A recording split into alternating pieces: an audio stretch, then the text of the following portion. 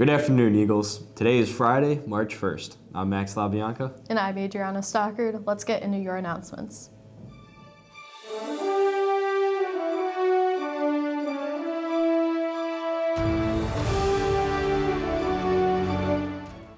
Congratulations to our indoor track and field state qualifiers who will compete today at Spire in the Division I Indoor State Championship.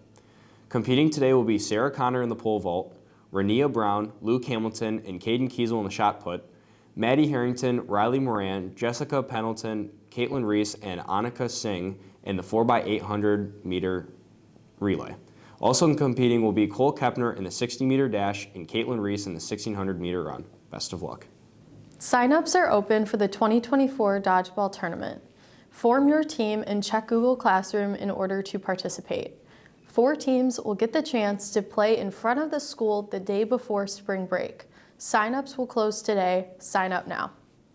Congratulations to the Symphony, Chamber, Camerata, Philharmonic, and Symphonia orchestras for their stellar performance this weekend at the OMEA Large Group Orchestra Adjudicated event. All 5 orchestras received the highest rating of Superior. Great job. With the eclipse coming up, here's what Mr. Porter had to say.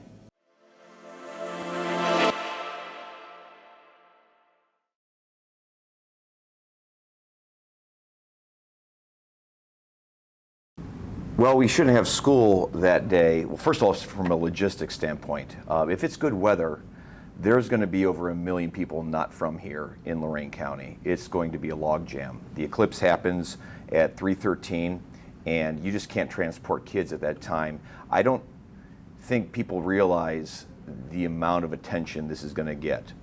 You have logistical problems with transportation, with emergency services, all those things.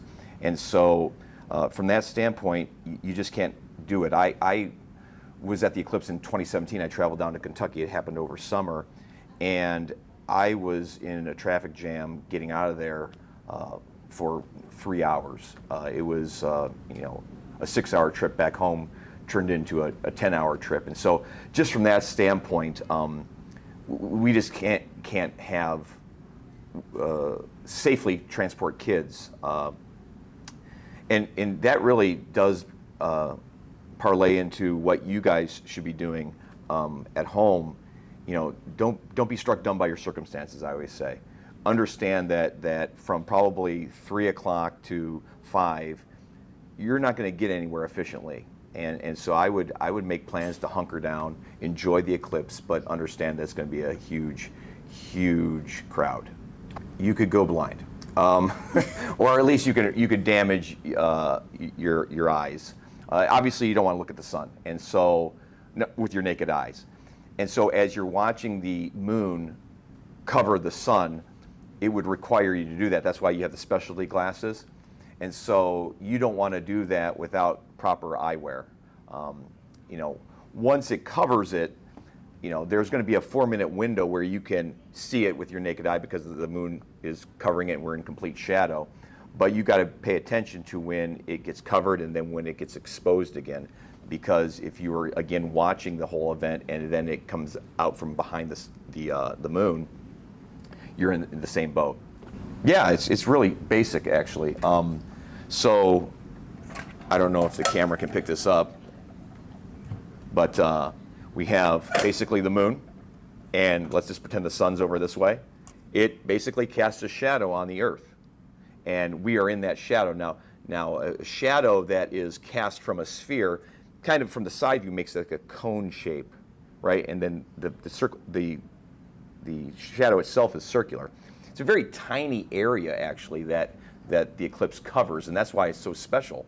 The fact of the matter is that this is incredibly rare. Now, that's a solar eclipse. A lunar eclipse would be, let's pretend the sun's still there, the Earth would be here casting a shadow on the moon. Those are more common because if you think about it, the entire nighttime side of Earth could see the moon entering into our shadow. So again, this is the rare one, these total solar eclipses, and it's all about shadows and being in that. Well, it's not what I think. They're highly predictable. There's a list of next eclipses and that sort of thing. And there's another total solar eclipse, I think, in 2 years. but it's in the Arctic Ocean in Siberia. So it's not here. These things don't happen very often, and they certainly don't happen in any one given place. For a total solar eclipse to happen here, that won't happen in my lifetime, your lifetime, your children's lifetime, your children's children's lifetime. I haven't looked at a chart that has one happening here in the next 1,000 years. So, I mean, again, they're incredibly rare. What it's like is like being on another planet. Honestly, what's going to happen is that, and again, this is all predicated on having good weather, so let's hope for good weather.